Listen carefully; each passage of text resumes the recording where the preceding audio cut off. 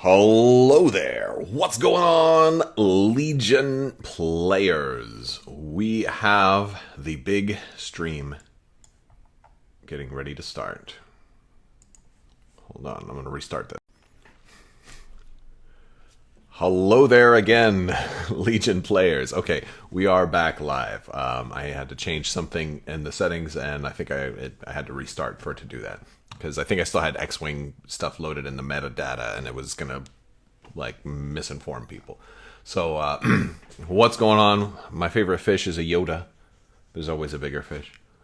And we're going to get some Kashyyk wave spoilers today. We're coming up in less than a half an hour. We're going to watch this stream. We're going to talk about it. Hopefully, hopefully they give us... I think we're only getting 4 things. AMG on their website has like this section of like all of our reveals, and it's like it's not really everything. So, like there's only 4 spots for Legion stuff. One of them is Yoda. I'm guessing the second one is going to be the Wookiees that they were painting earlier today. We got a look at the new Wookiees. To be honest, they look a lot like the old Wookiees. Just more detail. So like, hey, there's going to be a cool new model, but I don't think they're going to be like a double faction. I think it's just, it's just going to be more Wookiees. It also is. It also seems like these new Wookiees are going to be, what's the word I'm looking for? Kind of like the HERT, I think, and that they'll probably be like almost the same as the Wookiees, but maybe like something slightly different. Like probably have the same. I bet you they'll still have the same bowcaster Wookiee that can go on, and that one will be identical. I bet you they'll be printed with like higher points too, just to kind of match up. Like they'll be printed with like a higher points cost, but they'll actually cost less. Like kind of like the other. I wonder if they're gonna do that. I don't even know if we'll get many unit card reveals. If you guys are in my Discord, we were talking a little bit about.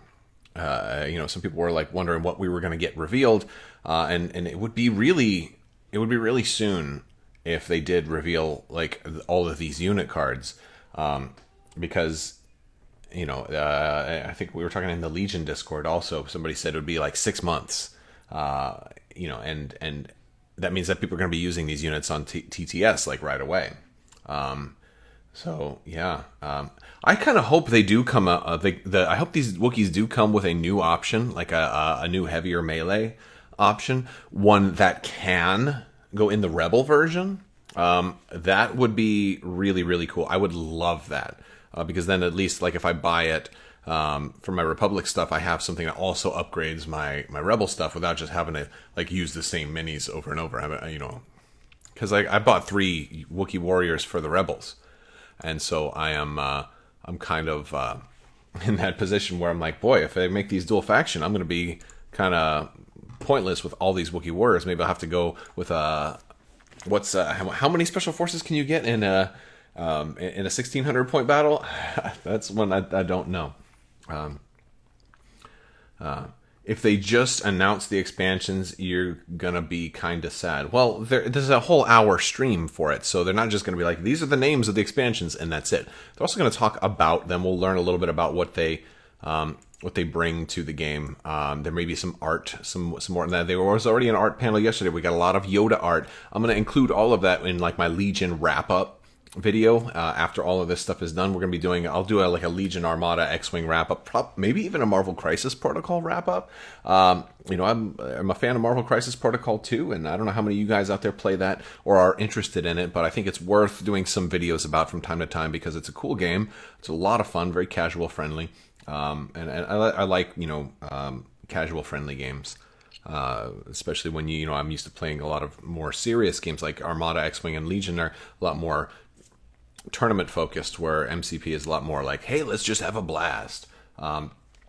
So that much is going on. I'm also going to be announcing the winner of the Armada upgrade card collection. This one is a Patreon exclusive giveaway, and that is going to be Tom Boucher. Congratulations, Tom. I don't know if you're watching right now, but hopefully you'll also get a notification through Patreon.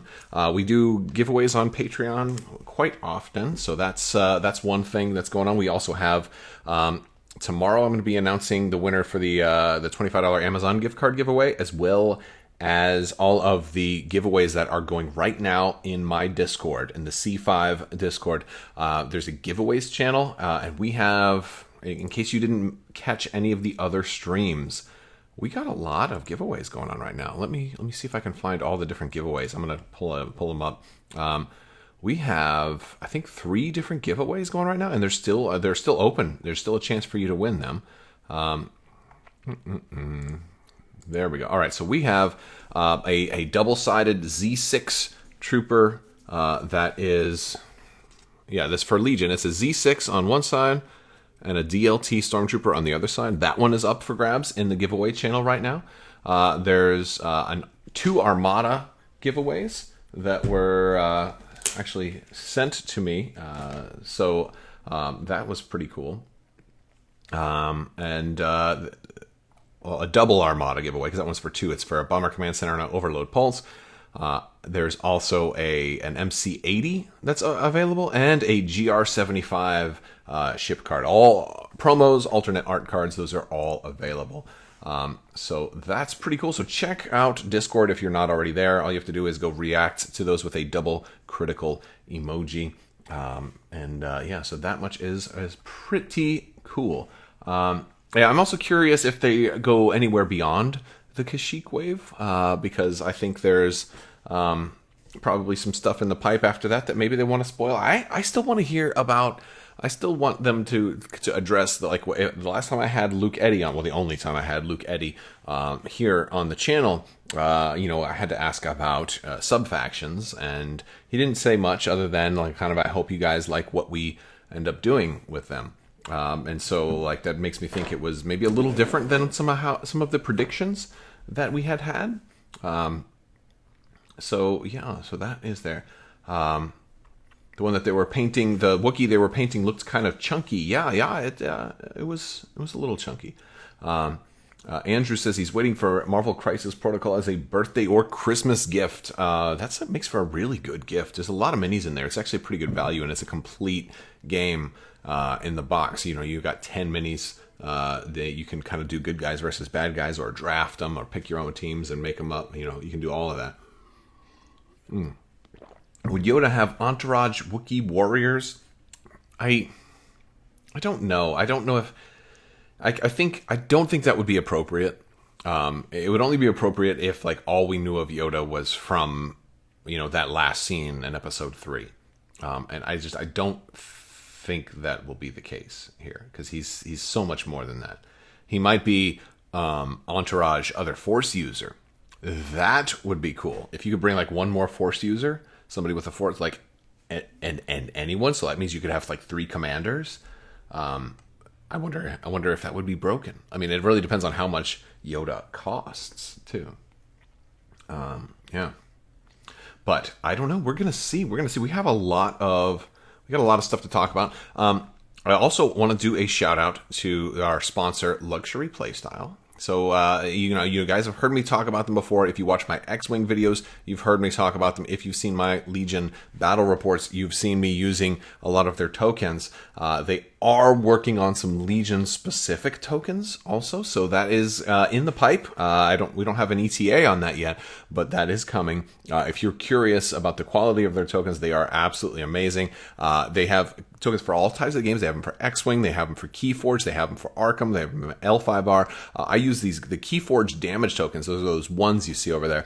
They're double-sided with 1s and 3s on the other side. They make for great damage counters, because we need lots of damage counters in Legion.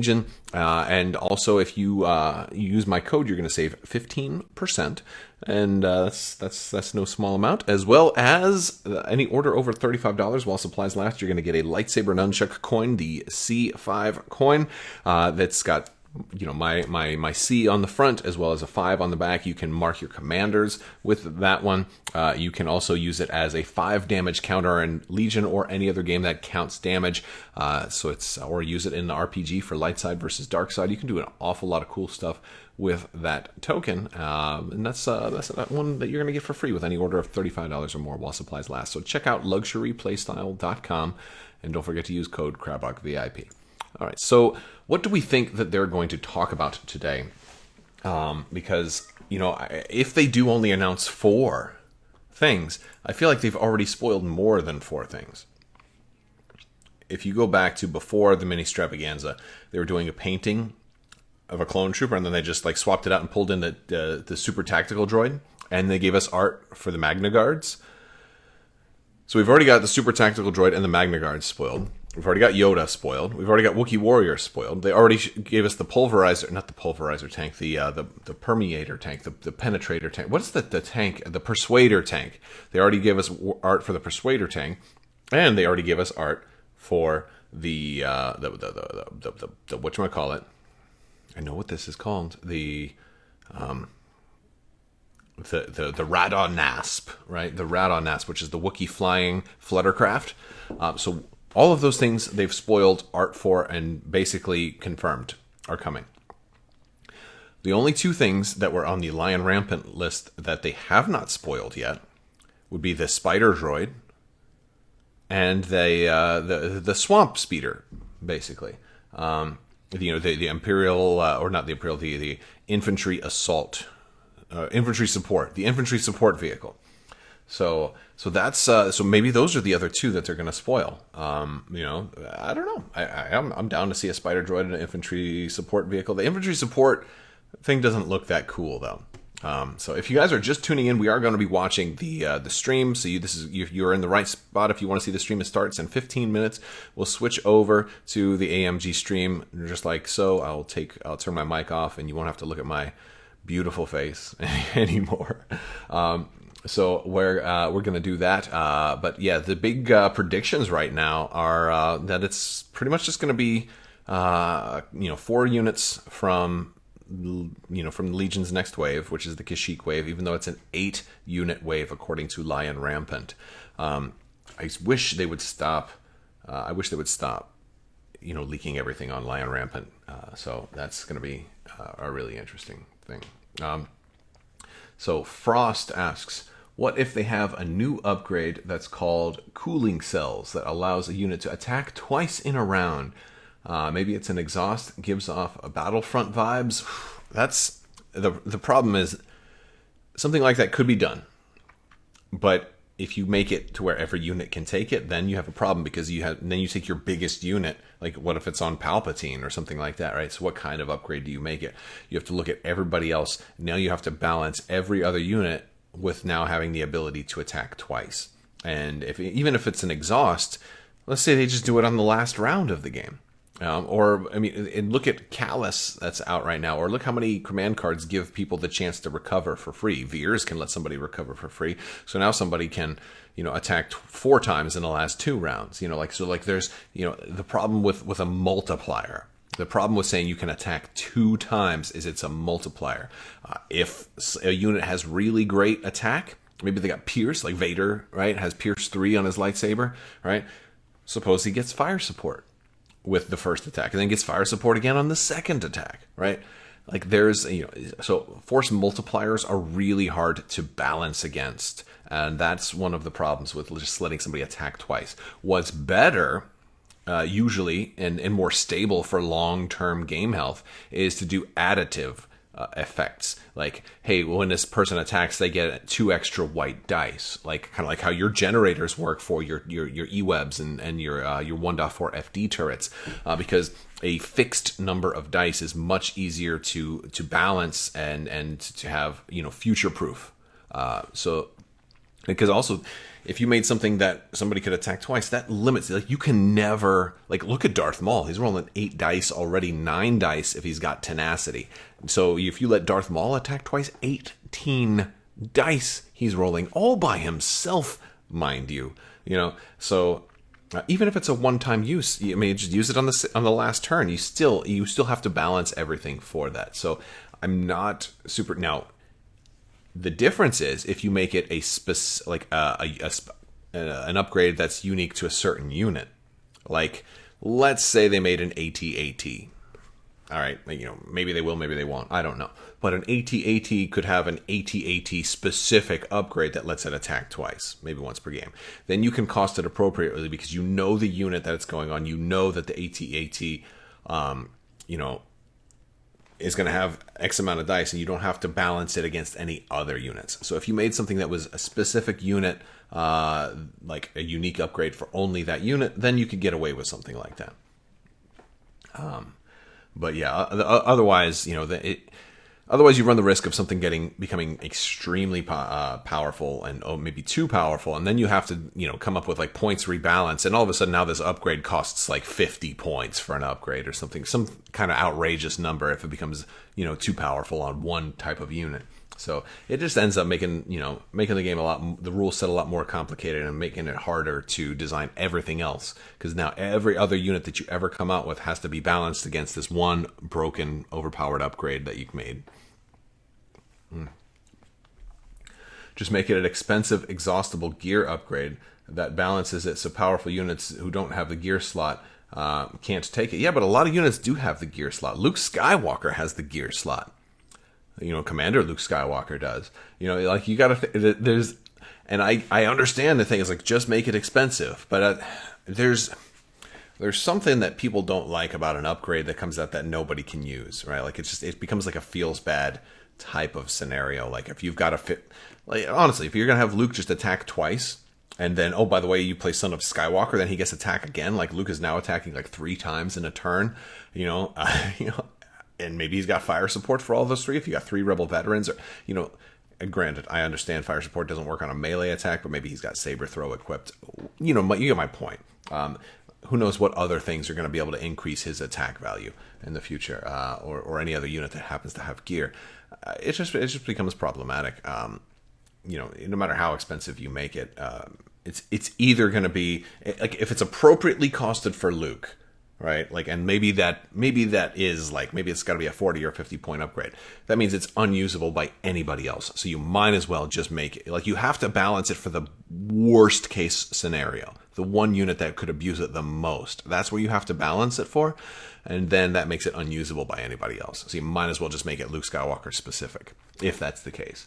So, you know, that, and so that's like one of the things, that's one of the hallmarks of like game designs where the games don't like have the longevity to last, is when they start doing like that's one of the things I think WizKids would do with Star Trek Attack Wing, from what I'm told, because I didn't play Attack Wing, but like, they didn't balance things enough, they didn't play test stuff enough, so the only things that you could really take were like the brand newest of things.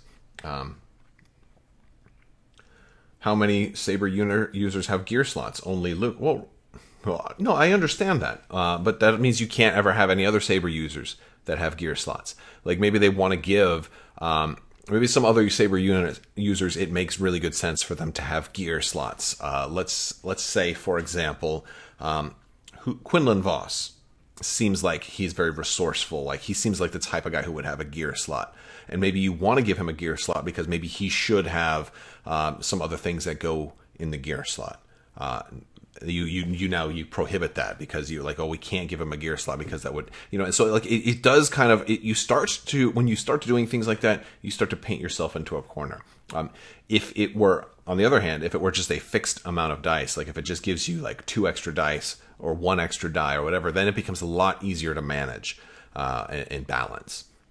So I think something like that's probably preferable, but that's my opinion. You know, I'm not, I'm just a dude at his computer who happens to love these games, you know? And I do kind of tune into and listen to other people talk about game design quite a bit. And while I haven't designed my own game, I've certainly designed a lot of expansion content on Crabbok.com for these games. And that's one of the things I think about.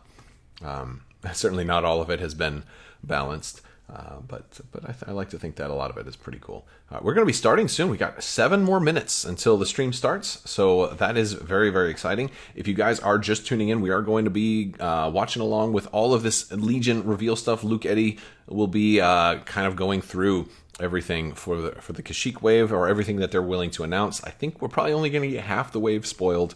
I don't know if this is going to include the stuff they've already shown us. I don't know if they're just going to I don't even know if they're going to give us any unit cards. My guess is if they do give us a unit card from the Kashyyk wave, it'll probably be the Wookiee Warriors, considering we already have a Wookiee Warriors card. It's the Rebel version, and that would be like the least spoilery out of everything. Second guess would be Yoda, because they talked about Yoda's unit card a lot yesterday. Like we know Yoda will be, like he'll have a Taru Mastery, and there's going to be 2 different sculpts for him, and we know some of his command cards and things like that. So there's going to be interesting. There's going to be really interesting stuff gets previewed. I'm also wondering if they'll talk at all about the AA5 Speeder Tank or Speeder Truck, and then the LAAT LE. We haven't seen unit cards for those yet, and those are much closer to actually being released. So, like, I think those are fair game to be spoiled at this point, because we don't know really anything about them other than some of the art we've seen. We know that they're going to be, transport closed, I think, is the only thing we know about them. I think we know that. I know that somehow, so I don't. And I didn't play test any of this stuff, so I don't have any insider knowledge. But I think it stands to reason that the doors close. It should be transport closed, not transport your clothes. That would be like a laundry truck. Oh, that would be so funny if you made it like a laundry truck. It says because it's transport close, and it's got transport closed. No, that's almost like there's like a dad joke in there somewhere, but I'm not gonna keep going with that. What is a reasonable points handicap for an experienced player versus a new player? Well, I feel like there's a cop-out answer by just saying, well, it depends on how new the player is and how experienced the other player is. And that's not really helpful. I would say, based on your average new player, if they're familiar with war games to a point, somewhere between 50 and 100 points, maybe just one less unit. Might be a good kind of start. However, what I would do is, they're getting ready to start. They're going to be starting very, very soon. So I'm going to be jumping over as soon as they start. We are 4 minutes out, but they may start earlier. And it does look like we're going to get some art from these dudes. That's kind of cool. All right, so we will be starting as soon as they get ready, as soon as they do it. Oh, yes, I'm excited. But yes, let's see. What do you think as an AT-AT, as an ultimate encounter type thing? That could be fun. But no, I think if you're playing a new player, one of the things that you need to do is let the new player win, and not too badly, but I think they need to win. I think you need to be letting people win. And make it a good game, but you don't want to pound somebody into the ground, right? You don't want to do that. That's what I think. I think that's poor form. I think that making it a kind of a close game but winning is a fun experience for somebody that gives them the feeling of the game. That's what I think. That is what I think. Oh, we got some. I think they're going to be spoiling Magna Guards and Wookiees and the Super Commando. That's what I think. Based on some of the little placeholder art that they're showing. I'll switch over to it in a little bit, and then we'll kind of watch and see some of the art that they're showing. It definitely looks like they're going to be talking about Magna Guards, Super Commandos, Yoda, and the Wookiee Warriors. That's what it looks like for today.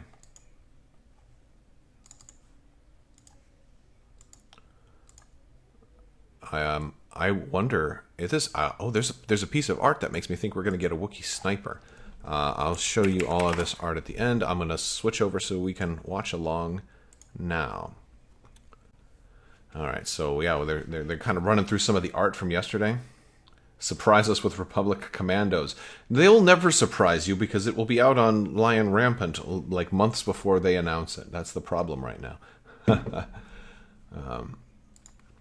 Yes, but the Wookiees look like there's going to be some differences. It looks like there's a Wookiee sniper in there. Let's see. We got the Magna Guards. So we got some new Magna Guard art. That looks good. I see multiples wearing a cloak. And there's Kraken from Armada, but this is the same art that they're going to be using for the Super Commando, it looks like. I mean, not the Super Tactical Droid. Yes. So Super Tactical Droid's getting some stuff. With the Magna Guards behind them. It looks like not all of the Magna Guards are going to have the cloth equipped on them. Look at those Wookiees. That looks like a sniper kind of Wookiee behind him, right? Or maybe they have different weapons. Those aren't the Kashyyk pistols. Look at that one. That's a scope. That's a scope right there. Right? They are getting ready to do this. Who is excited? Once they start, I will go ahead and mute my mic. If you guys haven't already, though, make sure you jump into the Discord. Discord is in the description below. I'll put a link in chat also, so you guys can join and there's lots of giveaways in the giveaways channel in Discord right now, so you don't want to miss those. I'm announcing the winners tomorrow. Today's your last day to enter. There's a link to Discord. Hop in there. Lots of giveaways I've been running all weekend. There's a lot of Armada Discard. There's also a Z6 and a DLT19 that I'm giving away as well. It's double-sided Z6 DLT19 heavy weapon upgrade for Legion. I think that was from like one of the first OP kits. So yes, and I'll mail those out to you wherever you are if you win. I'll be tagging the winners in Discord, so you will get notified if you win.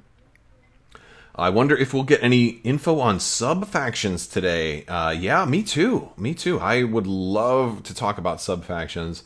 I feel like it's been teased long enough. It's time to start talking about them. Maybe the Wookiees will be our first kind of soiree into sub-factions. What if this Wookiee box is like, it's got like a Wookiee commander and Wookiee warriors and Wookiee core, and they can be combined with the rebel Wookiees, and you can make a whole Wookiee army or something like that's, maybe that's just a pipe dream.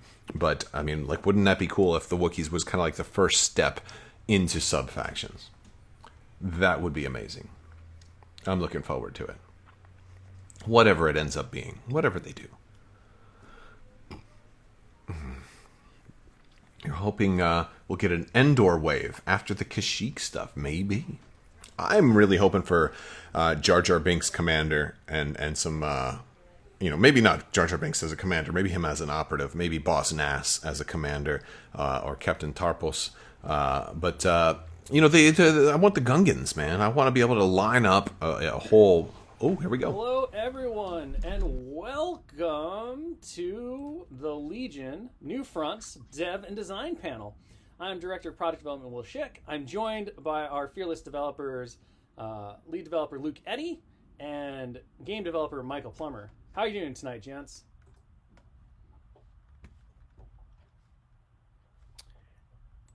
Hello. Will, my sound cut out. I didn't hear you, but hopefully that resolves itself. Hopefully it does. Okay, I can hear you now. Yes, I can. Excellent, excellent. Okay, well, with that issue figured out, welcome, and let's get this thing underway. So I'm the head of product development, and I think what we wanted to start with tonight is just do some introductions and discuss kind of like what our role is, how we handle things when it comes to the Legion development stuff. And so moving forward from that, my kind of overall role within the product development cycle and with Legion is to help oversee the vision and the product track. So it's a lot of like talking with Luke and then Michael about where we're going and where we want to go next, how we're going to grow the games, how we're going to expand the player experience, and overall just maintaining the health and the longevity of these amazing games. And I think it's important to note that unlike how some other studios handle things in terms of the overall game development and design duties, one of the big things that we really love at Atomic Mass is the idea of collaboration as a means of creation. And so we do entrust certain individuals like Mr. Luke Eddy with the kind of oversight of certain game lines, specifically Legion for Luke, but also Luke has taken on the general role of lead developer for Armada and X-Wing. And Michael Plummer, who has just come on, is kind of assisting directly with those games. That is kind of their overview, their normalized purview. The important thing to note is that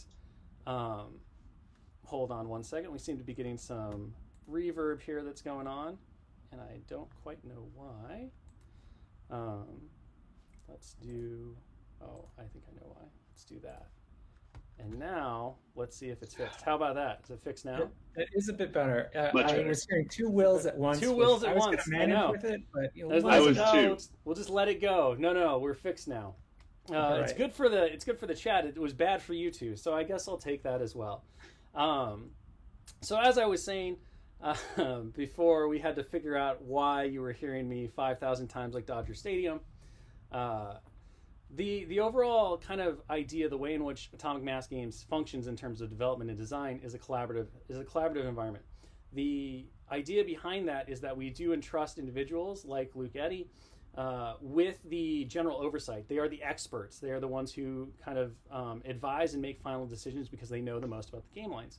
However, every game developer and designer, everyone that you met at the panel, if you joined us for the game and design panel yesterday, which was a great time. We talked a lot about design philosophy and development philosophy. We're all engaged in every game that we make. Everybody is coming to the table, going to the meetings, discussing, coming up with new ideas, and working towards a similar goal, which is to make great new content for all these great games. With that, it means that we don't really identify one person whose whole role is to simply go through and make that thing. Instead, we like a much more communal and, again, collaborative environment where that happens. So as we go through this, know that it's not just the three of us who work directly with Legion. It's a whole group effort, including Sarah Rowan, who you might have met if you watched the panel yesterday, and, of course, our other lead developer, William Pagani, who also takes an active hand. We look very much to Luke with his experience and his knowledge base on what these games are bringing. And we're very excited to dive in and learn more and become experts ourselves as we move forward.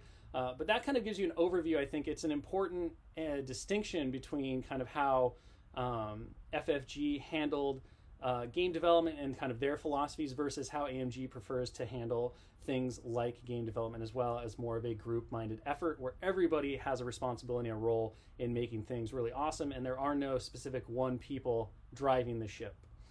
With that, let's go ahead, and I'm just going to stop talking now and turn over. I'm going to ask Michael Plummer, why don't you go ahead and just give us kind of your role in terms of this big group effort and how things work? Yeah, so I'm working a lot on X-Wing and Armada and Legion, and my first project was Unconventional Warfare, and my experience with that was just, kind of taking ideas that are put out by the larger creative team of devs, so mainly you and Luke in this case, and then kind of refining them down and using the tools inside of the sandbox that is the rule set of a game to try and make them evoke something when you play, right? And to make sure that the rules are balanced against one another and that they're fun to play without ruining anyone's experience, and that they work, of course, right? Like that's the very nuts and bolts of it, is do the words make sense on the card, and can people figure out what it's supposed to do? And then beyond that, also just sharing general ideas and thoughts of the way that things on other projects are going. Like Kashyyk said, we work very collaboratively, so get to put my hands in all the pots, and that's nice. And really just kind of honing down the greater ideas into the nuts and bolts of words on a card. Mm-hmm.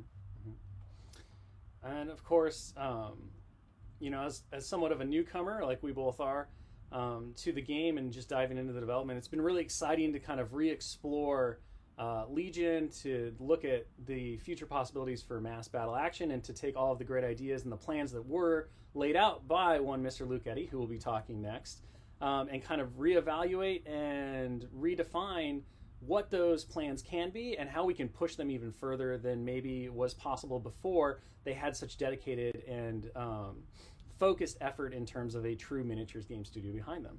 So, Mr. Luke Eddy, this is kind of your show. I think from this point on, we'll be looking to you not only to be lead developer for Legion, but also for this panel. Oh man, so much responsibility. Well, first of all, I'm excited to be working with both of you on Legion and on other games. As Will was saying, yeah, it's a collaborative effort on everything we do, and that was a philosophy we had at Fantasy Flight, and that's a philosophy that Atomic Mass Games has as well. And I think we're making a conscious effort, even more so at Atomic Mass, to do that, to have everybody sort of collaborating on each of the different game lines and contributing. So, there's a sense in which, each of us isn't locked into maybe one game line that we're working on. I'm going to be helping with future products for not just Legion, but Star Wars or all Star Wars, X-Wing and Armada. But also, at some point too, I'm sure I'll, have a hand in some, Marvel MCP expansions as well. So there's a lot of fluidity there, which I really appreciate, which is really cool and exciting. So in terms of some of what I do, I've been working on Legion since before it came out. I got to help do development on sort of the core set, the original core set of the game. The design was already there, but we were still working on, some of the specific units and some iterations of how certain things worked.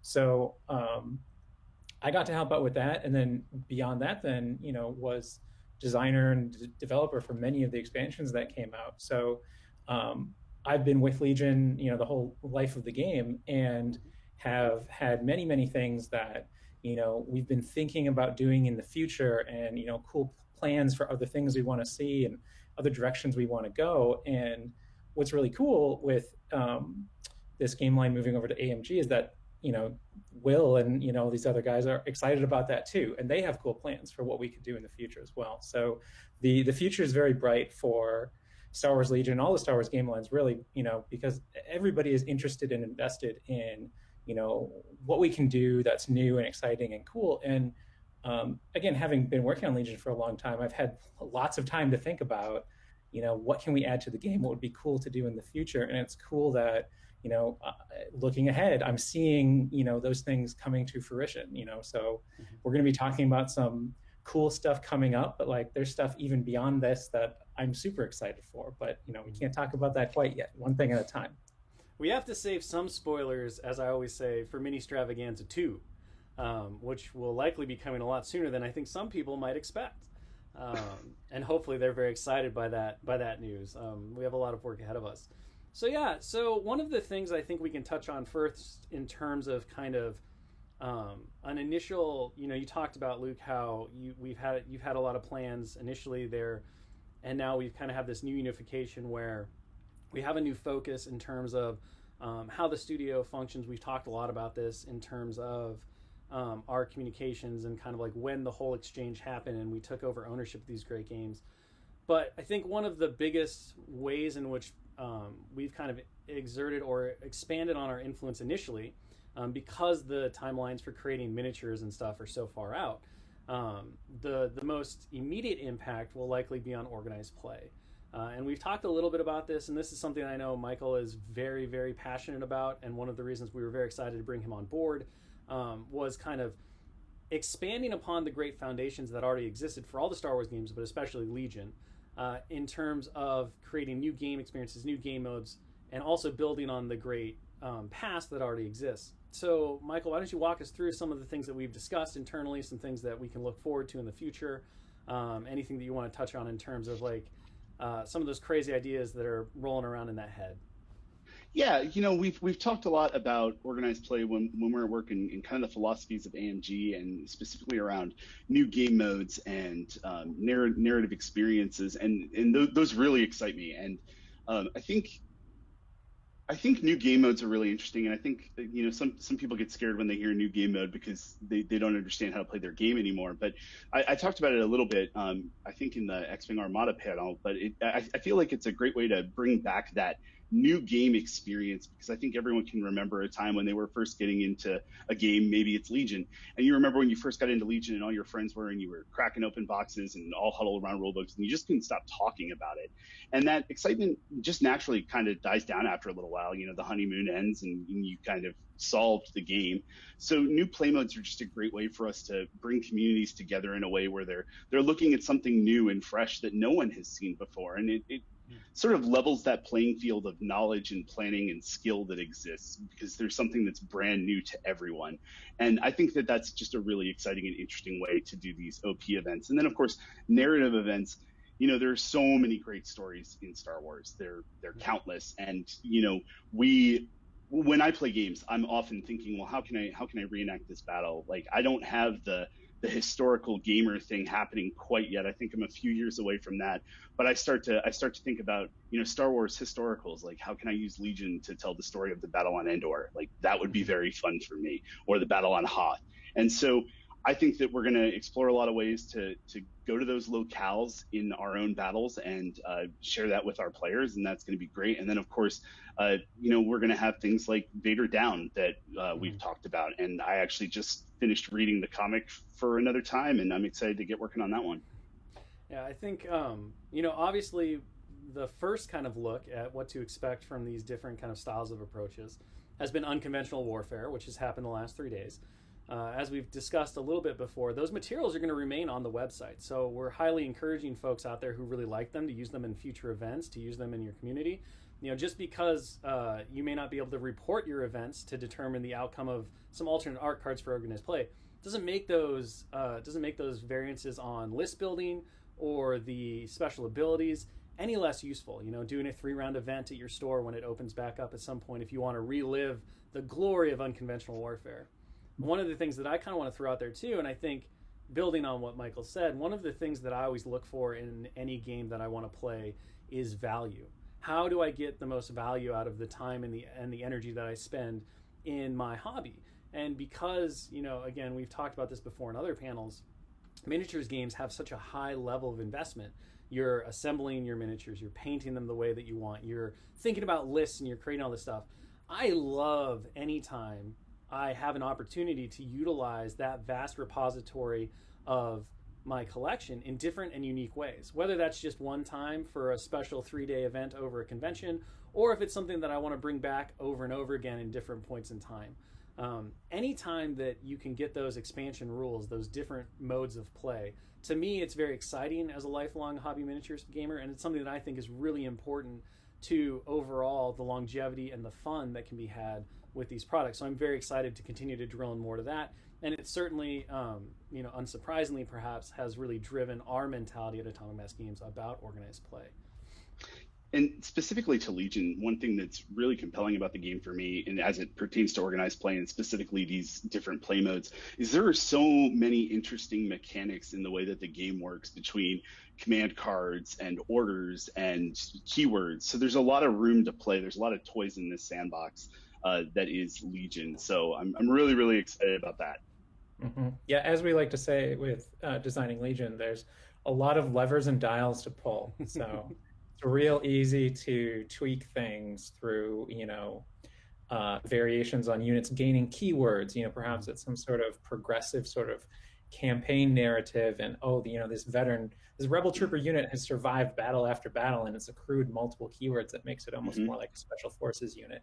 Or you can easily modify the stats of units, or change how, you alluded to how command cards are played, or unconventional warfare is a great example of tweaking some of these things. In the day 3 perks that we just released for today, what is the hero hammer track called again? That's the lead from the front. Yeah. So they just unlocked their last perk is, or no, it was their day 2 perk that I think they got the double. Was the command hand? Yes. Which was it? Which was the double elimination? The double elimination. Now you've got me questioning. We moved these things around. I'll pull it up a whole bunch while we were working on it, so I forget where you got it. But that's an example of tweaking even just that turn 0 like battle builder phase, where they don't just eliminate one card, once per that battle card setup phase. They can eliminate 2 cards. So day 3. Again, that was today. Okay, that was today. Yes. So yeah, there's a whole bunch of different interesting things you can do with the Legion rule set. There's so many different little elements to it that you can tweak and use to sort of build interesting game modes and ways to play, and sort of add interesting flavor to games and to scenarios without really having to change the fundamental rules of the game. So that's something that's pretty cool, and that's something that we're going to definitely leverage in the future for other organized play type materials. And I have one last thing about unconventional warfare before we move on to the future of Legion, and that is I don't think we've told the Legion players what card they're going to get alternate arc for if they're side wins, and that is going to be the Force upgrade Force Push.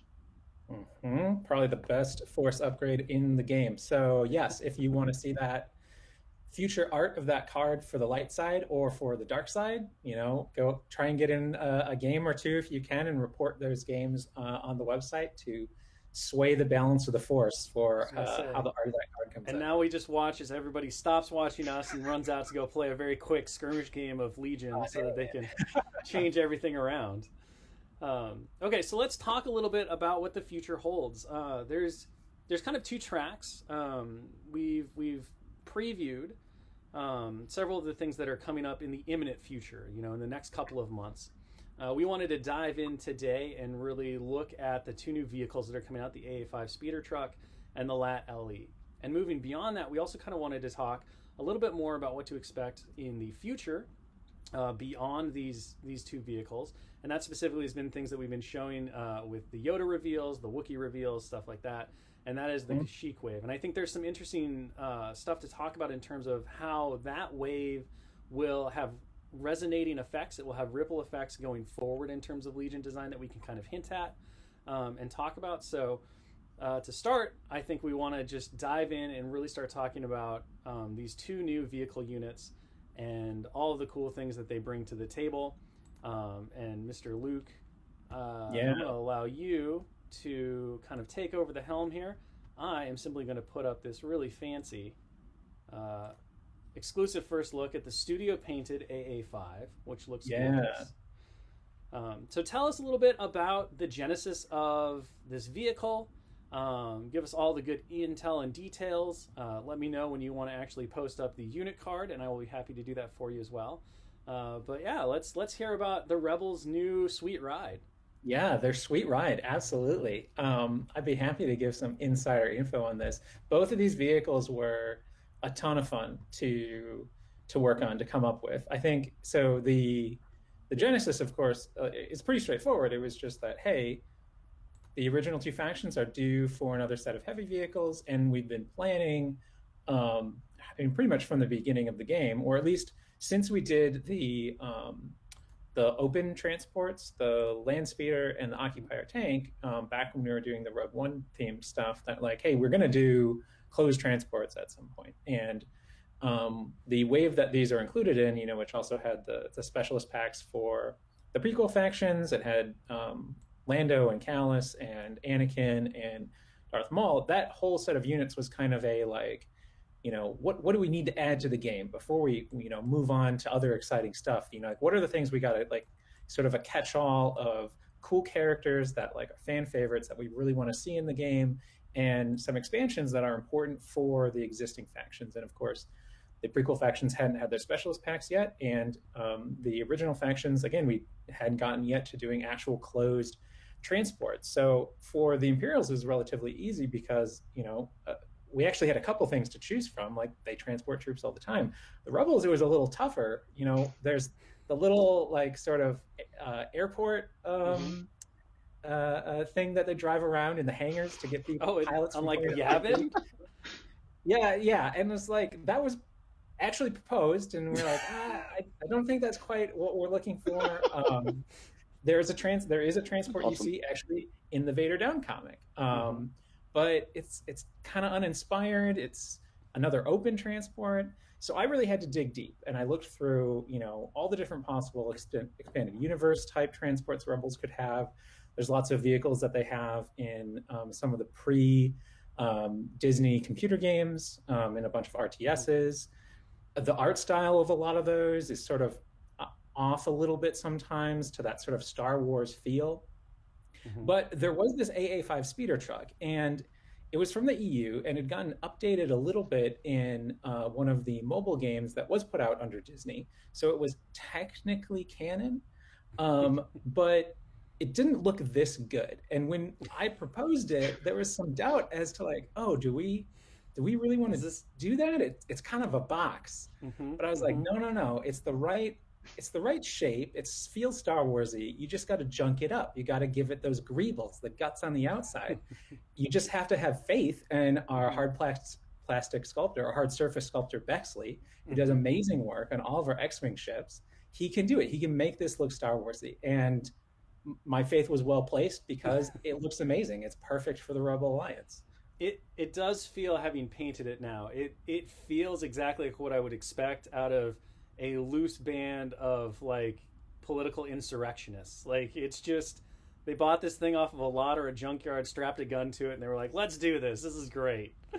Absolutely. Yeah. And he went all out too, because, you know, as you've seen, it has a fully furnished interior. It has a cockpit with a windshield. We've got a Celestin inside piloting it. Like, there was no holds barred here. Like, he went above and beyond with this.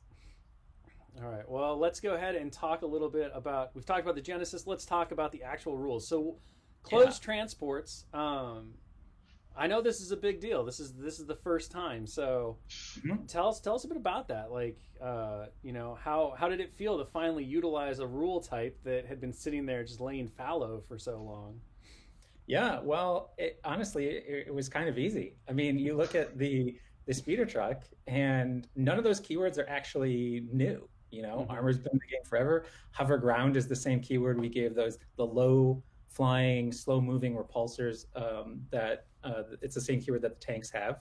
The AAT and the Saber tank. Reposition, that's the same keyword that the occupier has. There's that transport one closed keyword that's existed in the game since wave 4. Here it is, finally on a card. And, you know, it's pretty straightforward. I think the most difficult part was actually making this more interesting than what you see here, which we're going to save that content for the future. But if you look at the side there, it has a lot of upgrade slots, and you're going to have a lot of interesting options to fill those slots with. So when you actually upgrade this, like, that's where the really the interesting part of this is all those upgrade slots and the options you have there to essentially turn this into not just a transport, but also sort of a mobile command center almost.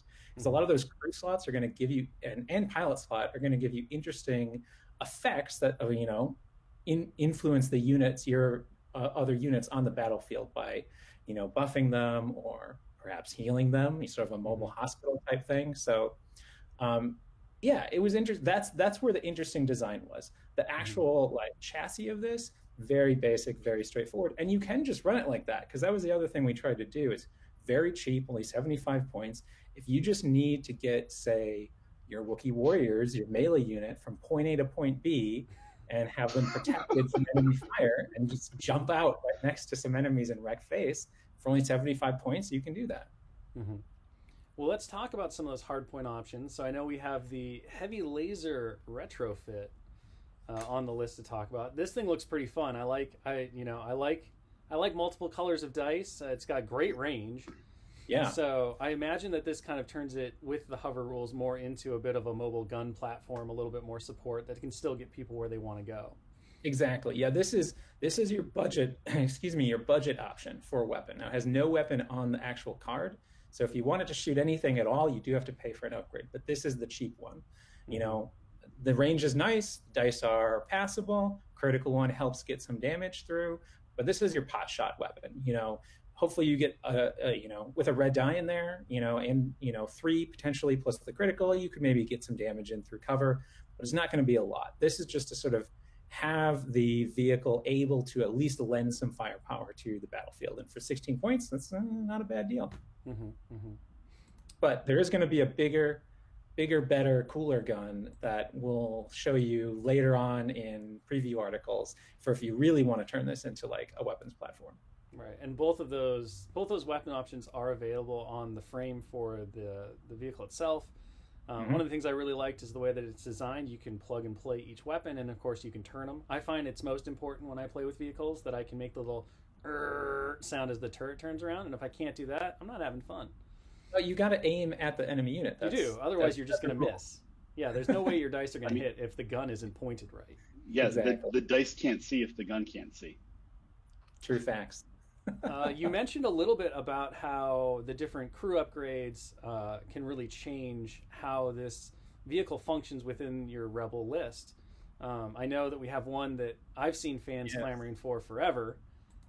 Being a Battlefront 2 fan myself, I'm excited to see Shriv show up again. So go ahead and talk a little bit about what he brings to the table when it comes to the AA5. Yeah, we had to show off at least one pilot upgrade, and I know people are excited for the Field Commander upgrades. This vehicle and the LAAT as well, they're going to add Field Commanders to the Rebel Alliance and the Imperial factions. So Shriv is, he's not exclusive to the AA5. So he's a heavy vehicle, so you could run him in your land speeder or your snow speeder. You know, he's a consummate pilot. He can handle pretty much everything. And that Field Commander keyword there, so the text you see on the card is sort of its basic effect while it's in game, but it also has another effect where if you build your army with a Field Commander unit or upgrade in that army, you don't have to field a commander. This Field Commander takes the place of that commander, and you know, you can do some interesting things with that. You could have an army that is sort of led by your speeder truck, outfitted with a bunch of support upgrades, you know, and maybe another heavy vehicle and a bunch of tauntauns perhaps, or, you know, ATRTs, and you have those extra points to fill out an interesting army that you wouldn't be able to do otherwise if you had to spend points on, say, a commander. So that's pretty cool. And so that gives you a lot of interesting list building opportunities. And then he also has another effect, which is just really good, which is as a free action, choose a friendly unit, so one that you are transporting or one at range 1 to 2, and it gains a dodge token, and if it wants, it can also gain a suppression token. So that's real good for units that have danger sense, so like Jyn Erso or the Pathfinders. They want that suppression token, so you can buff those. And of course, just basic Rebel troopers love getting dodge tokens. They have the nimble keyword, so they can keep it. So Shriv has just some nice, good synergy with just a lot of basic Rebel units. So he's a solid buy, even if you aren't using him for the Field Commander ability. All right, let's move on to the next vehicle, because we do still have a lot to cover, and that is my personal favorite, partly because, you know, I've been building my clone army up, my 104th.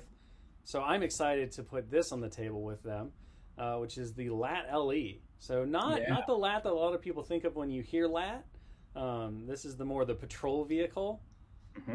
But yes, super amazing miniature, joy to put together. Bexley again, I believe, was the sculptor on this.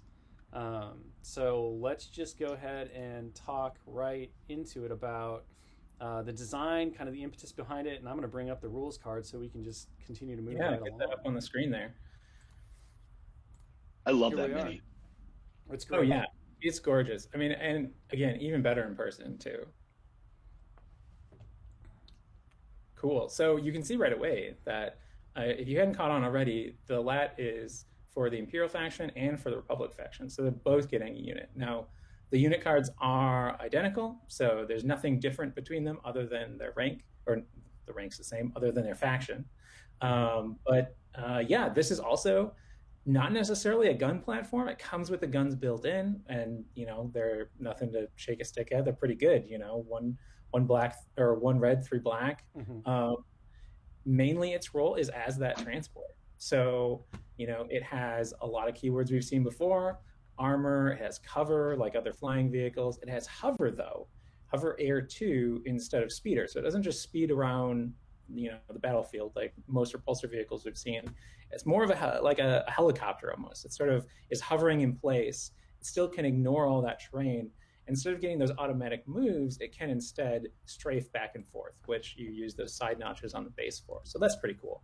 And then at the end there, you've got the basic transport 1 keyword again, which, you know, means you can transport a unit around the battlefield without having to worry about them getting shot. So, you know, you can get Vader or Obi-Wan Kenobi right into the middle of a battle without having to worry about them taking any enemy fire on the way there.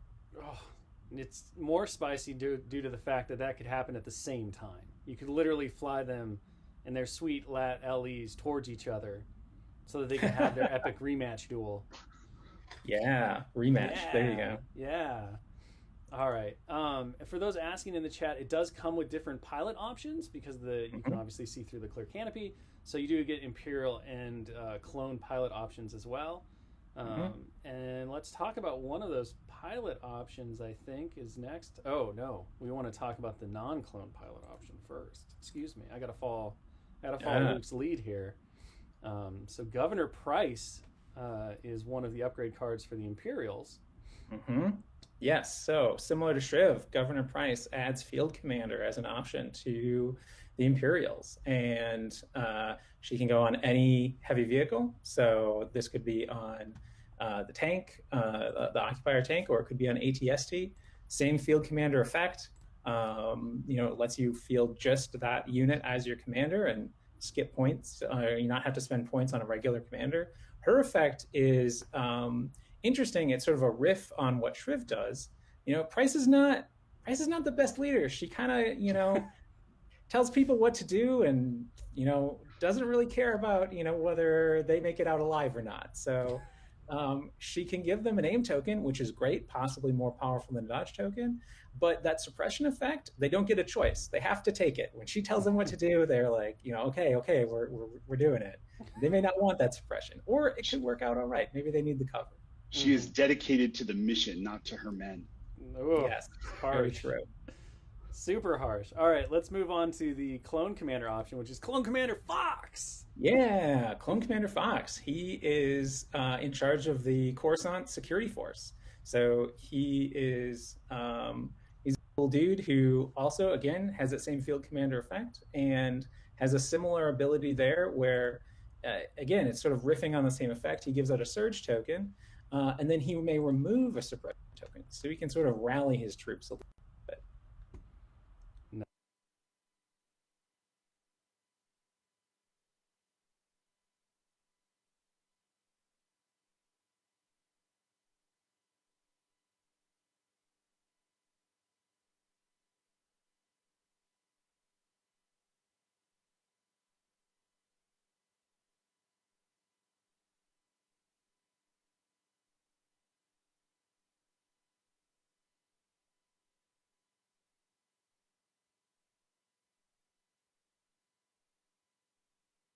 All right, so if you guys, they're back now.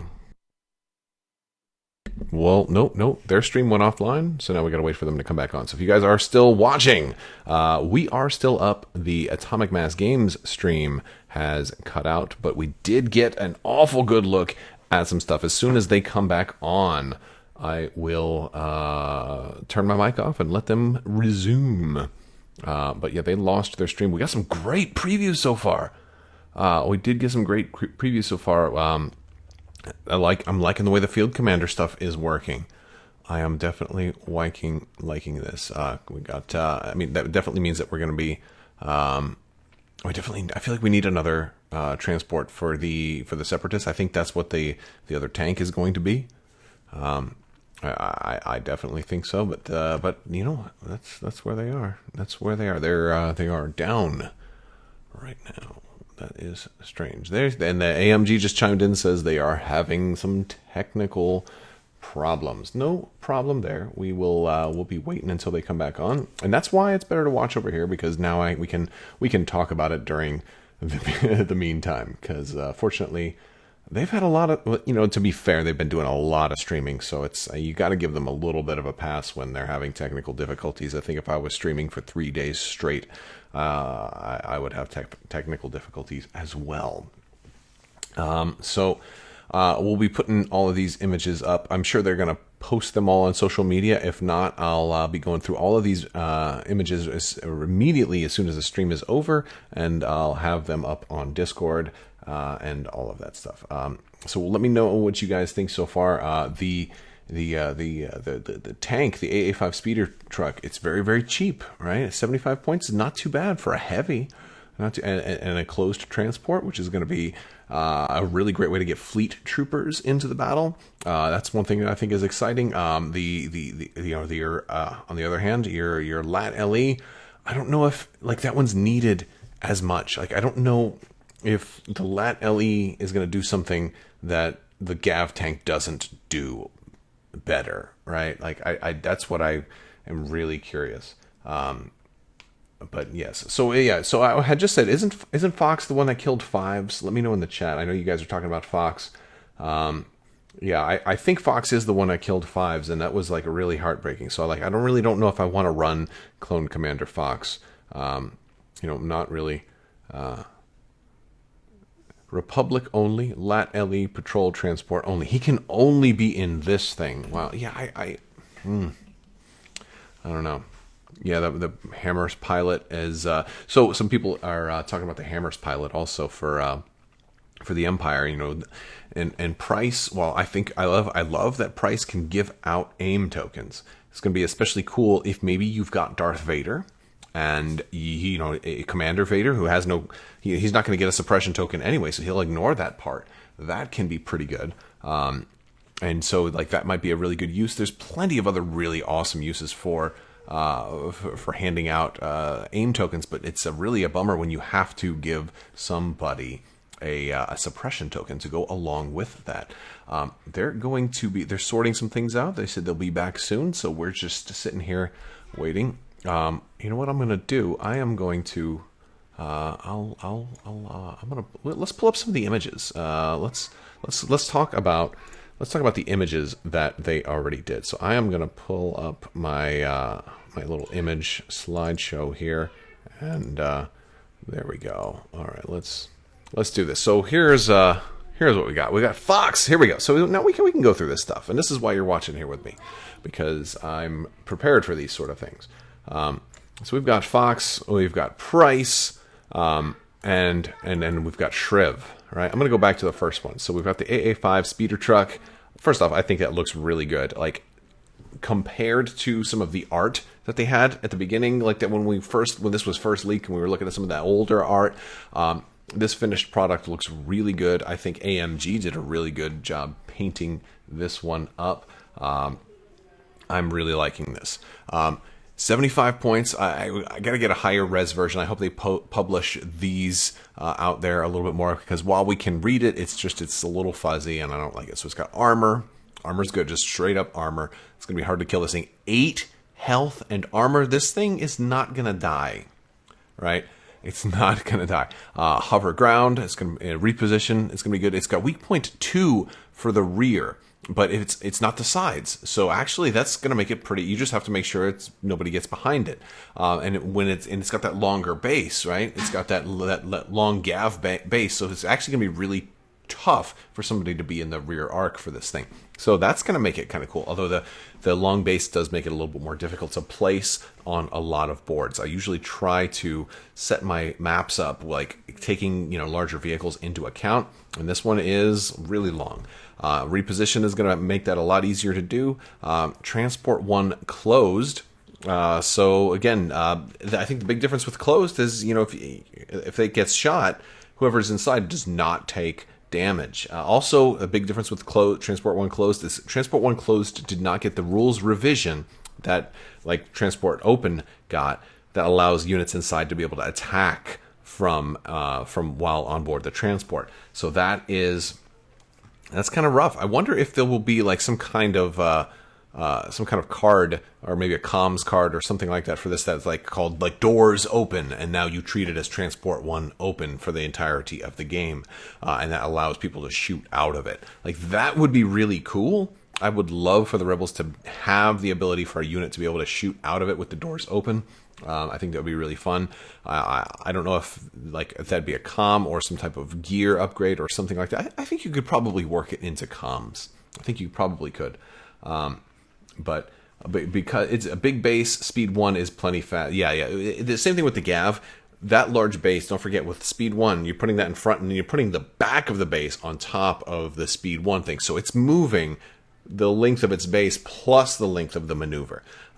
Whereas a miniature that's speed 1 doesn't move very fast at all. I did an ultimate epic Darth Vader painting thing where I painted Vader in like Easter colors. This was for an April Fool's joke about 2 or 3 years ago.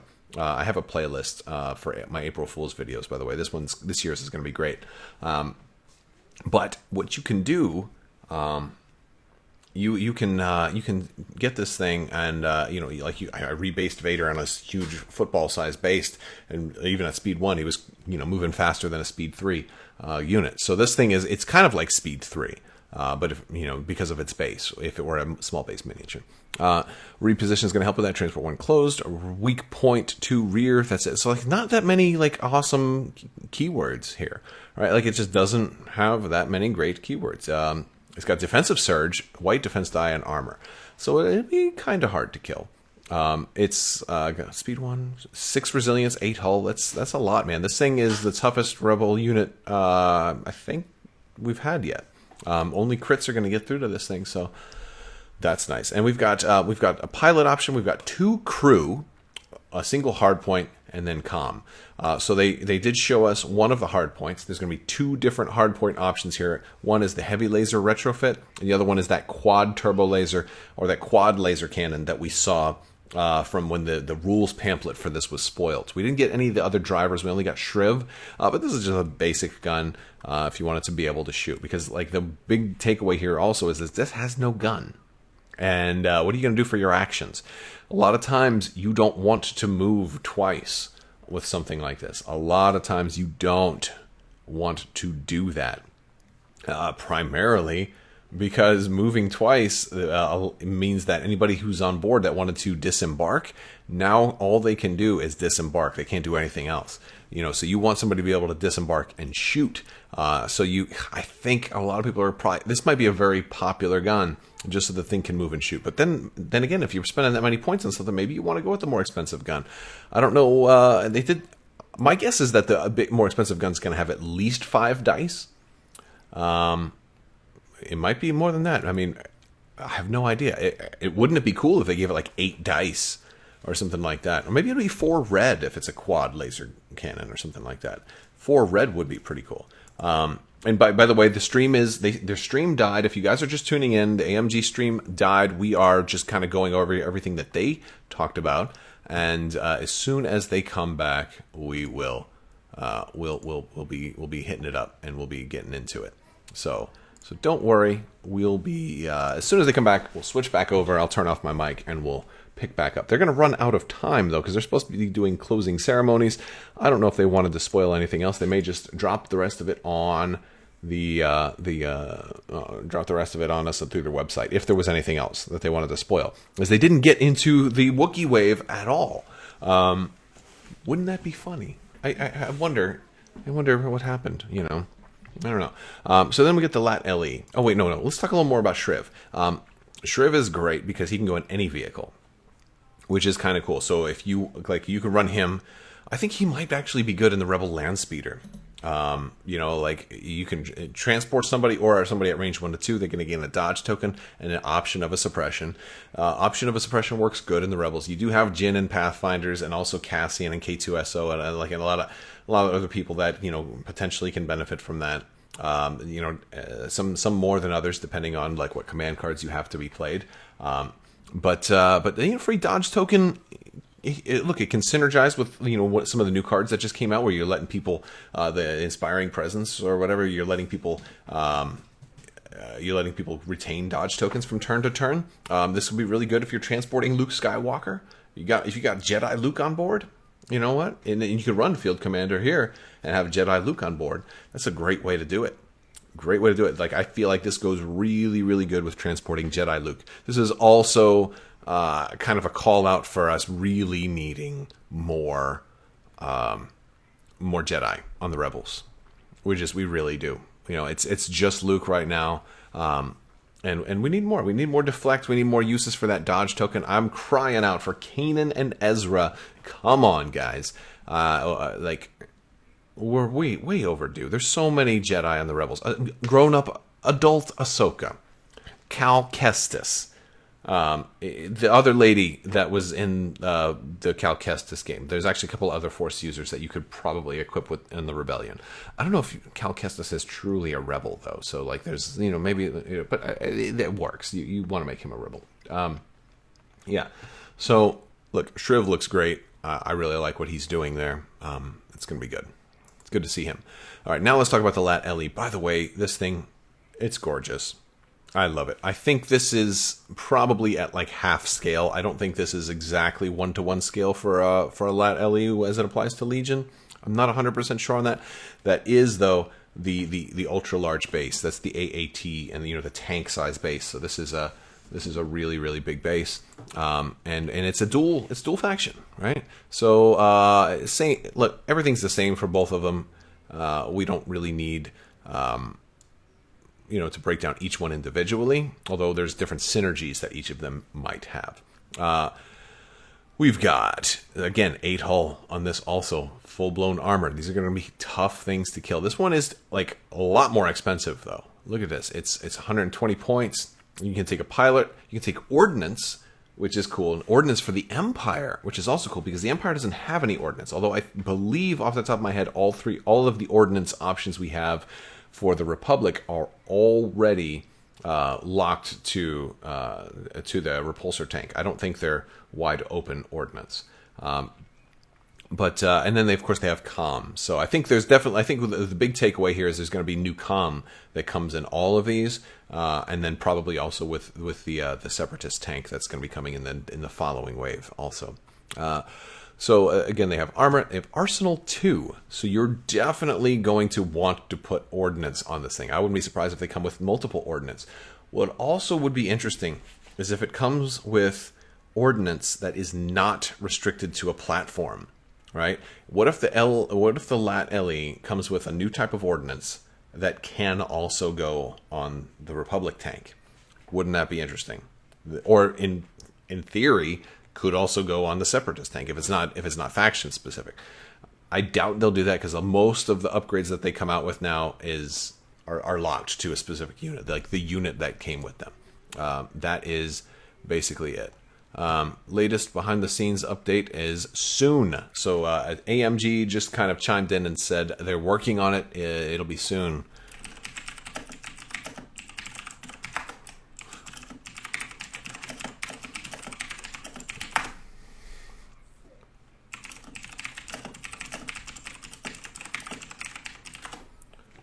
So the LAAT LE looks really, really good as far as just like the physical model. I'm not sure what this really brings to the game. I mean, it'll be tougher to kill, but I think the Gav tank, is already tough to kill. I don't know what you're really gaining out of this. Transport 1 closed. I mean, I don't think the Empire needs it as much. I think this is more of a Republic expansion than an Empire expansion. At least based on what we know now, right? At least based on what we know now, I feel like it's more of a Republic thing than an Empire thing. There's obviously, there's going to be more stuff. There's going to be more upgrades.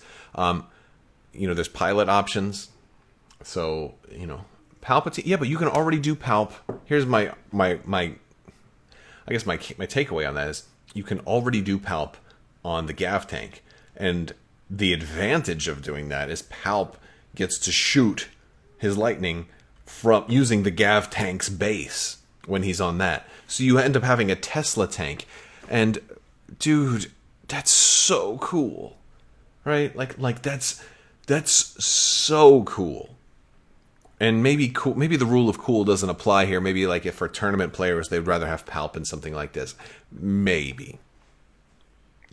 I will have to play. I mean, granted, I'm definitely. I still want it because the rule of cool also applies to the LAAT LE. The LAAT LE looks really cool. I definitely want one.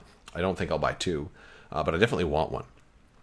It's super cool. And maybe I put Palp on the Gav tank and Vader on the LAAT LE and run like 2 commanders, 2 tanks, and I have no points left for stormtroopers.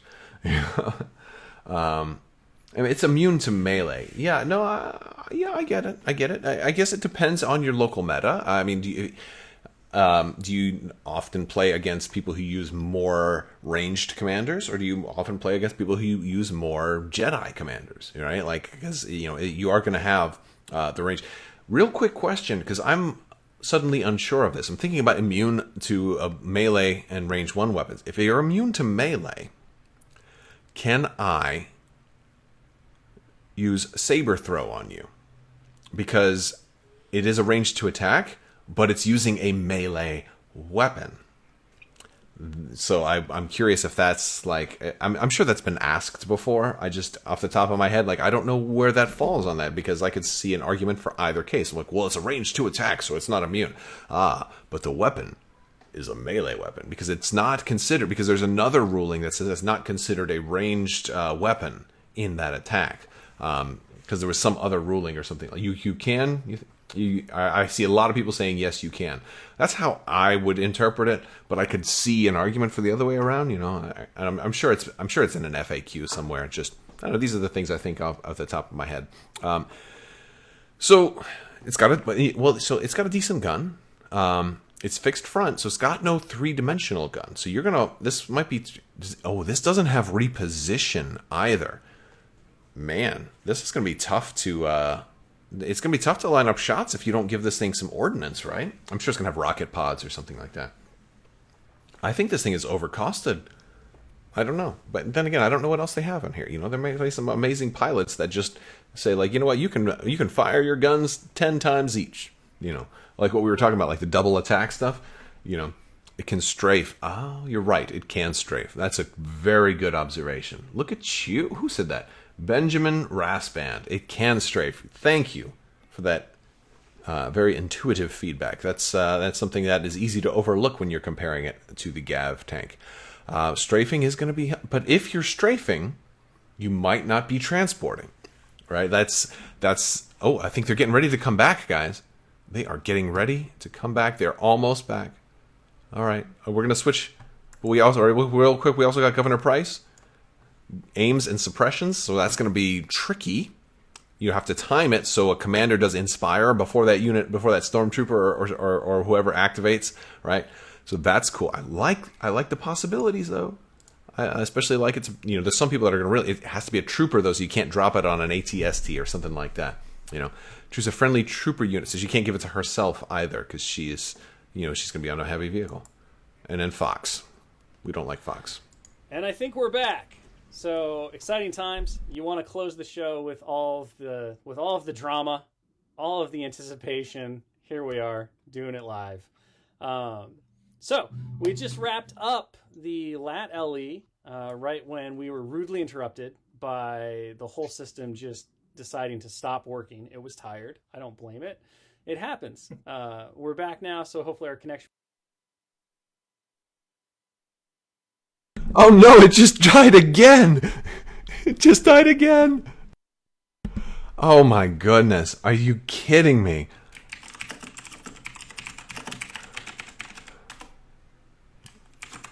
This is why you guys need to just be on my show as guests.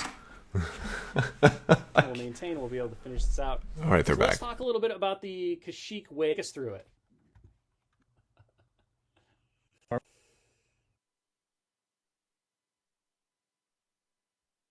All right, they're frozen again. No, they're done. They just ended their stream again.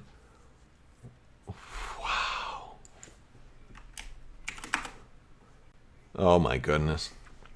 This is how embarrassing for them. Oh, Yoda meme.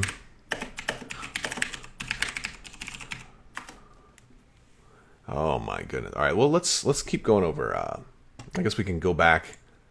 I guess we can go over Price and Fox again. We can get back to where we were, and dude, when they come back, we'll be back. I was honestly like, I feel like applying to AMG, right? I don't know. I feel like they need my help.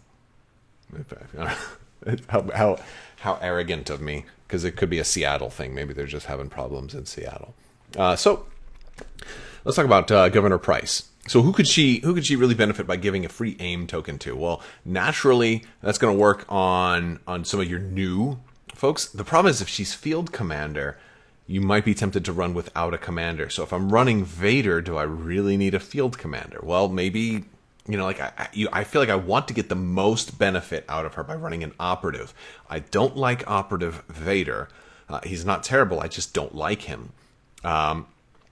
Especially don't want to have to give him suppression tokens when he already has to spur, right? But yes, Inferno Squad. I'm thinking stuff like, but Iden Versio already fulfills my commander requirement if I'm running Iden. Like I would love to run Iden and and Inferno Squad together. And so, like, then I don't really need Field Commander, right? Bosk is not a bad option. Bosk is not a bad option with all of his white dice and that surge to critical. Give Commander... Yeah, no. Commander Vader is like the first thing I think of. He's somebody who never wants to take an aim, usually. I often do not like to take an aim with Commander Vader. Boba Fett... I have a hard time thinking about actually running Boba Fett. Maybe. Boba Fett needs something. Boba Fett needs... like, maybe them give Boba Fett a cost reduction. I don't know why they haven't done more to help Boba lately. But he could use something. And maybe him getting a free aim. I think it's worth a shot. Right? I think it's definitely worth a shot having Boba Fett get a free aim. I mean, he can take the suppression, right? I don't know. I guess we're going to have to wait and see. But let's think about core units and special forces units, right? A lot of our special forces units are courage 2. I think Death Troopers are a great option here because Death Troopers already gets a reroll 4 dice with an aim. I think that is a good option. They have courage 2, so they can handle a suppression, especially if you've got the Death Trooper officer, the unique officer who now all of a sudden, like, suppression doesn't matter anymore. So I think Death Troopers is a really good option to pair with Governor Price. What else do we have? I'm going to pull up a Legion list builder while we're standing here and kind of just go through some of the other Imperial options. Oh, wow, they already have it. They already have the LAAT LE patrol transport in Tabletop Admiral. That was fast. Yeah, I don't think Shore Troopers really need it. They've only got Courage 1. Snow Troopers don't need it as much, but they could take it. I think Stormtroopers are a good option. If you're running, like, I've recently done some builds with Stormtroopers, with giving them targeting scopes because they have Precise 1, giving it Precise 2, and then giving them the Specialist to get a free aim token. This gives them another free aim token. They roll a lot of white dice if you build Stormtroopers out the right way, and they could really use all the free aims that you can give. So that's kind of cool, but then at the same point, you're like using this awesome ability on your cheapest unit, so maybe it's not all that worth it. It might be a good idea if you're also considering using fire support. If you're running, some Stormtrooper, the Shore Troopers with the mortar, and then he's fire supporting into an attack, because you're going to have even more dice, more targets for rerolls. So I think that's a pretty good thing. All right, so for Special Forces, we've got Scout Troopers. That's maybe. Royal Guards, maybe. I think Death Troopers is good. Imperial Special Forces are a good option because they have Marksman. They have Courage 2. They are just... if you're thinking about running them without, like, doing the Iden Versio Inferno Squad thing, then maybe. Or if you're running Inferno Squad without Iden Versio... or, yeah, I mean, you have Marksman on all of those. Those are decent options. Can the Dewback take it? They're a creature trooper, right? So does that still count? That still counts as a trooper. Yeah, so I think a Dewback should be viable here. So, I mean, hey, there's an option. Let's have Governor Price throw out some orders on some Dewbacks. If they're having this, are they going to be able to do their closing ceremonies and stuff like that? I don't know, because they also say that they're doing another one of these online conventions things. How does the warfare thing work for AMG? I heard about getting special cards.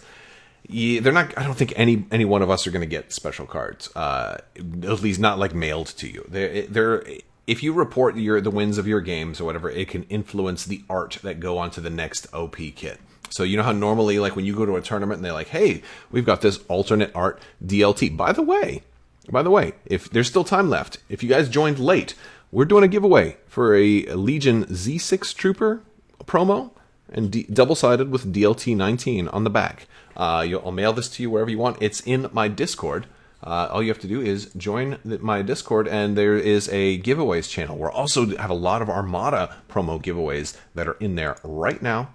All you have to do is join and react to that in with the double critical emoji. So if you guys aren't already in my Discord, what are you waiting for? Check it out. Hop in Discord. Yeah, and we're family-friendly Discord, so don't go in there and start posting nudes. You know, we don't want that. But yeah, we're family-friendly, and we're both casual and competitive. You know, so we've got different channels for Legion, Armada, X-Wing, other board games, video game stuff. We got some off-topic channels as well. Hobbying channels, post your pictures. Sometimes I'll do painting competitions in Discord, and so there, you know, it's growing. It's getting pretty big too. We have a pretty good community over there. So it would be nice to transport Anakin to his targets. I think that could be. I think that could be a thing. So speaking of Anakin, let's go ahead and talk about Commander Fox, one of the most hated clones of all time. So he is, you know, because he killed Fives, and we loved Fives. But yeah, to be fair, from a certain point of view, Fives had to die. He knew the truth, and if he had gotten the truth out, Episode 3 would never have happened. And then Anakin might have like joined Obi-Wan, you know, and maybe like all the Jedi Masters would have come back. I would love to see a what if like Order 66 like failed somehow, or if like they had been warned like a half an hour prior, right? And so like you get like a lot of your Jedi Masters are able to like duck like right before the clones turn on them, and now all of a sudden you have like most of the Jedi like turn back and are now fighting against the Republic, and you see like a totally different civil war. Like that sounds like such a cool what if, like an alternate story. Like I'd love to see Star Wars kind of do stuff like, instead of kind of doing all these other like you know, the High Republic and all these different timelines, the sequel trilogy and stuff like that. And I'm not trying to poo-poo on those, but I would love to see them, you know, pursue alternate stories within the worlds we already know, we're already familiar with. Like let's see Mace Windu teaming up with, you know, Obi-Wan fighting against Darth Vader. You know, maybe he was still in human form. Maybe Darth Vader never had that duel with Obi-Wan because of all this stuff, and he maintained his human form. Maybe he was even more powerful, not losing half of his body. You know, all of that cool stuff. But Fox had no feeling into killing Five. Yeah, I think that's the problem. Had Fox shown more remorse, like, oh, I'm so sorry, I didn't want to do it, you know, or whatever, I think the fans would have, maybe you could have had sympathy for Fox if they had really made him like fall apart because of it. Disney Star Wars, nah, don't do that. That's not helpful. That's not, look, you can absolutely have an opinion, but it's better if it's a little more constructive than that. You know, I encourage you to be more. So I don't know. I'm running out of words right now. So let's talk about Clone Commander Fox. Free action. I like that these are free actions too. All of these field commanders, free action. You get to do this every turn. This is pretty great. Let's see. I'm going to ask if they're coming back.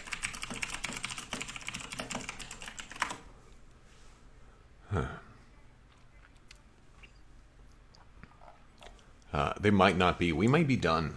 But yeah, so Clone Commander Fox, he can give somebody a surge token and remove a suppression token. Yeah, because like a surge token is not as good generally as a dodge or an aim, but being able to remove a suppression token is awfully nice. I think that's they'll post cards and minis and social.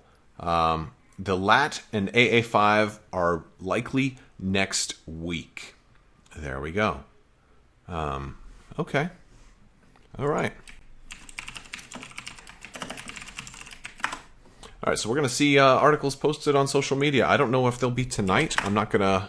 if they're not up there right now, I'm not going to keep you guys waiting. What I'll probably do is when they do come out, I'll make a video. So if you guys aren't already subscribed, you can click that bell for alerts. Whenever this stuff gets dropped, there'll be a video. I'll be doing a video. You'll be able to see it. We'll talk about this stuff. There'll be a lot more videos like highlighting everything that happened over the course of this weekend. Each game will have its own video. You know, we'll talk about the X-Wing stuff. We'll talk about the Armada stuff and all of that. But yeah, they're just having problems right now. So yeah, it is what it is. You know, it is what it is. All right.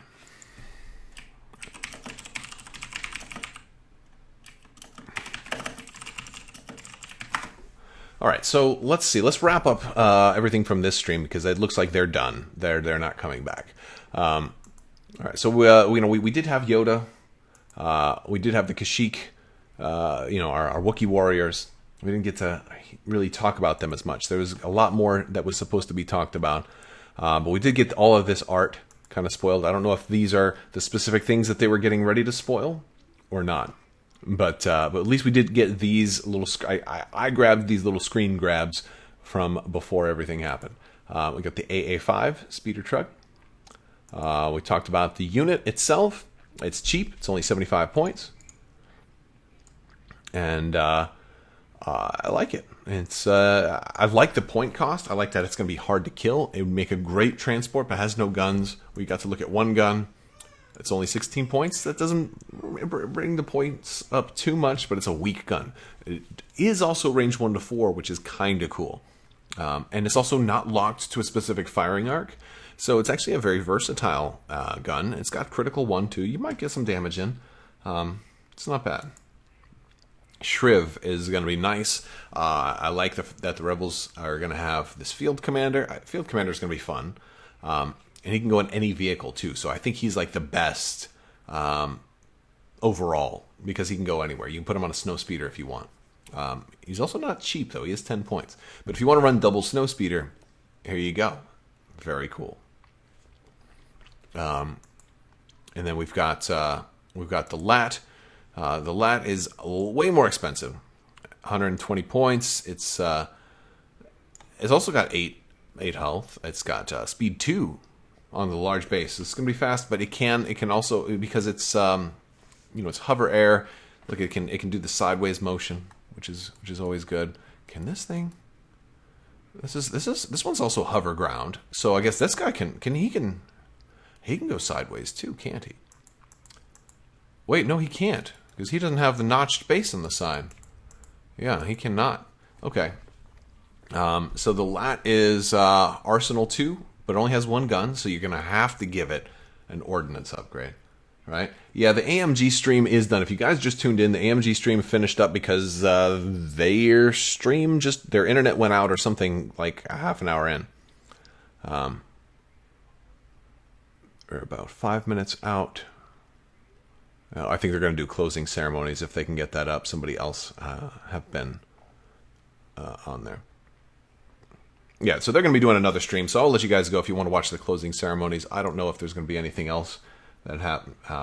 Yeah, you cannot hit the LAAT with a lightsaber unless you do saber throw. Unless you happen to do saber throw, because then it becomes a range 2 attack, so you'd be able to do that. Governor Price, also Imperial heavy vehicle only. She's going to be hard to put in like a double ATST list, though, if you want to do that, because, man, that means you're not going to get Imperial hammers, right? Because she's in some tight competition for that surge to hit, But I mean, you could put her on the LAAT. It works. She gives out aim tokens. She gives out an aim token every turn, but she also forces that suppression on somebody else. Whereas Shriv gives an optional suppression. She forces it up. So it's going to limit who you can put it on or who you want to give those aim tokens to. Vader is a good option, maybe my favorite option, or maybe Death Troopers. Clone Commander Fox is the clone version, and that's really all we got. They may have had more that they wanted to talk about, but that was as far as we got. So that's going to wrap up this stream. Be sure to check out the links in the description below. Be sure to check out Luxury Playstyle. Use code Crabbok VIP. You're going to save 15%. I used their tokens in my Legion games and my X-Wing games. They are going to be making Legion-specific tokens soon, so get familiar with them. Also, you're going to get a free lightsaber nunchuck coin on any order of $35 or more. Don't forget to use that code Crabbok VIP. That's the only way you're going to get the free token. It's the only way you're going to save 15%. Good stuff. You don't want to miss it. All right, guys, that's all I've got for you today. I want to thank my patrons. You guys are amazing. If you're interested in learning more, or check out the links in the video description below. You can follow me on social media, check out Patreon, all that other stuff there. I want to thank you so much. And as always, have a great day.